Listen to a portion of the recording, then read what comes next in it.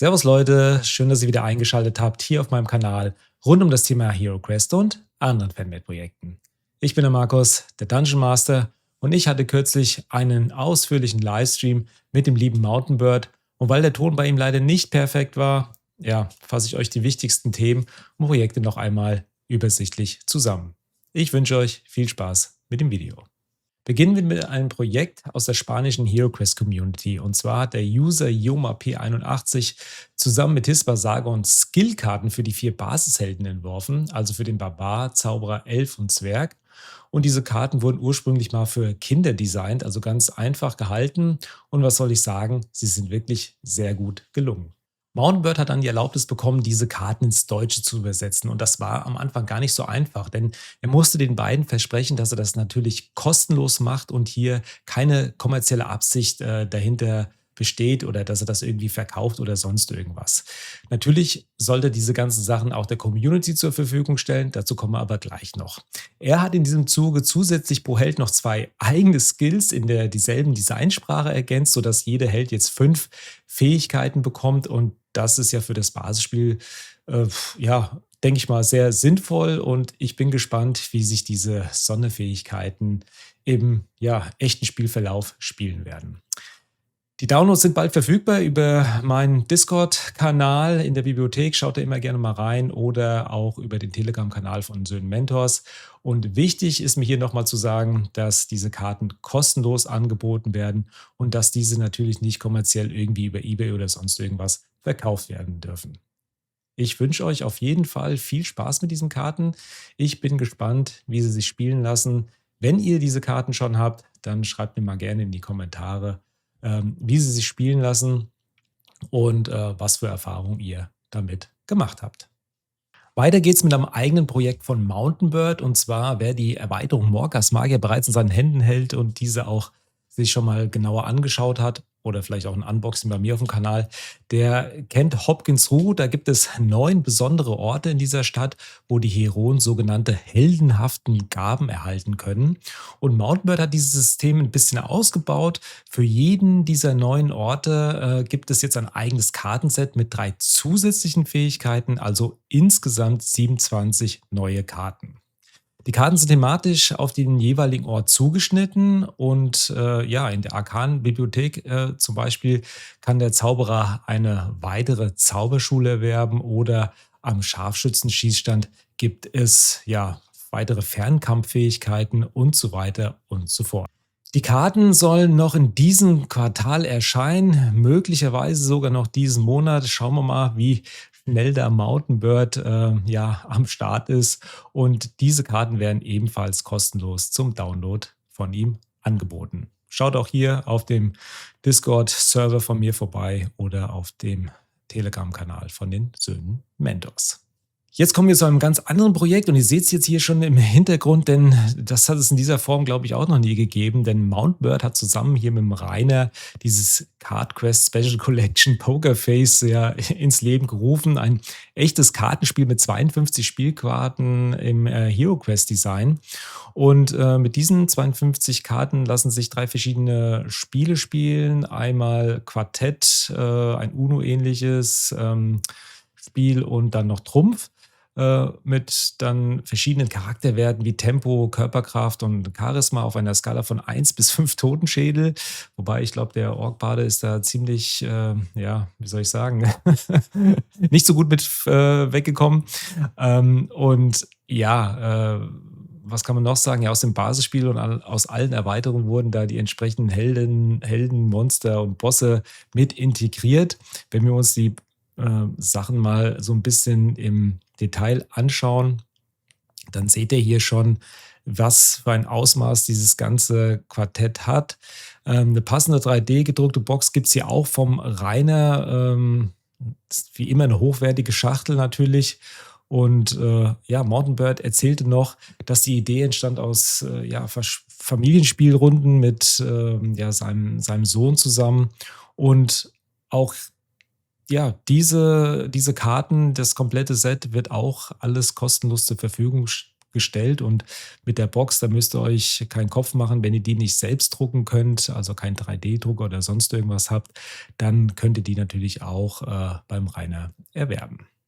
Kommen wir jetzt nun zum wohl bekanntesten Langzeitprojekt von Mountain Bird und Rainer. Und zwar ist es die Elite Quest und Evil Quest Reihe. Also Elite Quest für die Helden und Evil Quest natürlich für die Bösewichte des Dungeon Masters. Und die bisherigen Elite Quest Helden, ihr seht es jetzt hier im Hintergrund, das ist ein bisschen gemischt, aber das waren zum einen die Korrektur von den Baden, also die Korrektur von dem Orkbaden, die Freibeuterin auf eigene Rechnung, dann die Dämonenjägerin from Dusk Till Dawn und ganz neu oben in der Mitte oder oben am Kopf seht ihr ja den Gladiator. Der Gladiator bringt den Speer und die Lanze zurück ins Spiel.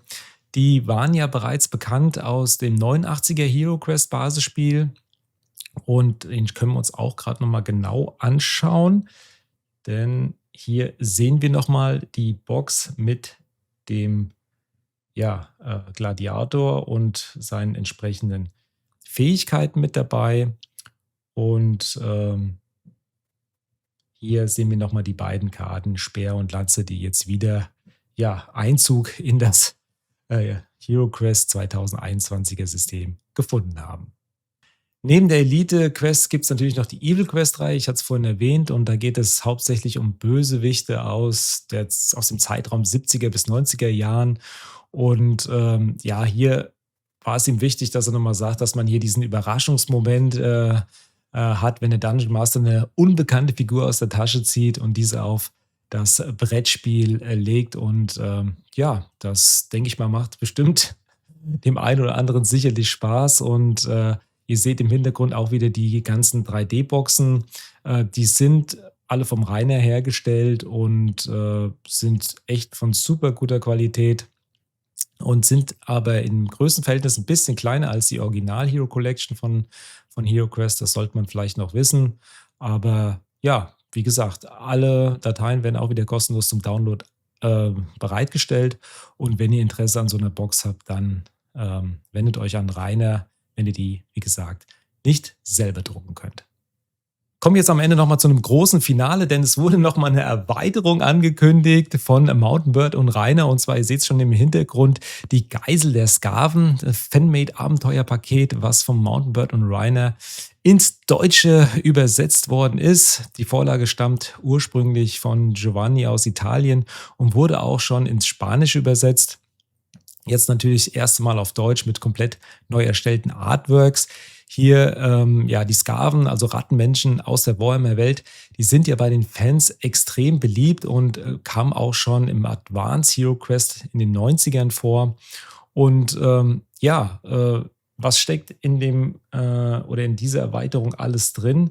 Natürlich ein Haufen Zeug, vollständiges Questbuch mit eigenen Abenteuern, über 20 Miniaturen im Oldschool-Stil der 90er, komplett neu erstellte Artworks, hat er mir gesagt. Und natürlich die passenden Miniaturen, ein neuer Held ist auch noch mit dabei. Und für das volle Spielerlebnis, beziehungsweise wenn ihr diese Erweiterung dann spielen wollt, dann benötigt ihr noch die Rückkehr des Hexenlords auf jeden Fall und die Bastion Skeller's Keep. Wahrscheinlich wegen dem einen oder anderen Aufleger. Und das Questbuch soll zwischen dem 15. und 30. Juni 26 erscheinen. Auch wie immer alles kostenlos für euch zum Download. Und ein Unboxing-Video kommt entweder beim Mountain Bird auf dem Kanal, davon gehe ich fest aus. Link findet ihr übrigens unten in der Videobeschreibung, schaut doch da gerne mal vorbei. Und ich hoffe natürlich auch, dass ich auch ein Unboxing-Video machen kann, würde mich auf jeden Fall freuen. Und dann schauen wir uns das Ganze mal noch im Detail an. So, meine Freunde, das waren alle Projekte aus dem Livestream in einer kurzen Übersicht, in einer kurzen Zusammenfassung. Riesigen Dank nochmal an Mountain Bird für deinen Besuch im Livestream und natürlich auch an Rainer beziehungsweise an euch beiden für diese unglaubliche Arbeit, die in den einzelnen Projekten steckt. Ihr gebt euch da sehr viel Mühe und ich denke mal, jede Menge Fans da draußen werden euch dankbar sein für die ganzen Geschichten, die jetzt hier vorgestellt worden sind. Alle Download-Links findet ihr bei mir auf dem Discord-Server, sobald die Sachen zur Verfügung stehen. Ich bin da mit dem Mountain Bird im Kontakt. Natürlich auch auf dem Telegram-Kanal von Söhlen Mentors. Und ja, viel bleibt mir eigentlich nicht mehr zu sagen, außer wenn euch das Video gefallen hat, dann lasst gerne einen Daumen Richtung der Nordlande da. Und wenn ihr diesen Kanal noch nicht abonniert habt, dann würde es mich freuen, wenn ihr ein kostenloses Abo hier dalassen würdet. Und ja, aktiviert die Glocke, um keine weiteren Videos in der Zukunft zu verpassen. Und ich gelobe natürlich Besserung, was den Sound meiner Gäste angeht. Aber ihr wisst ja, ohne Soundprobleme wäre es auch kein richtiger Livestream von mir. Ich sehe euch im nächsten Video. Bis dahin macht's gut, haut rein. Ciao.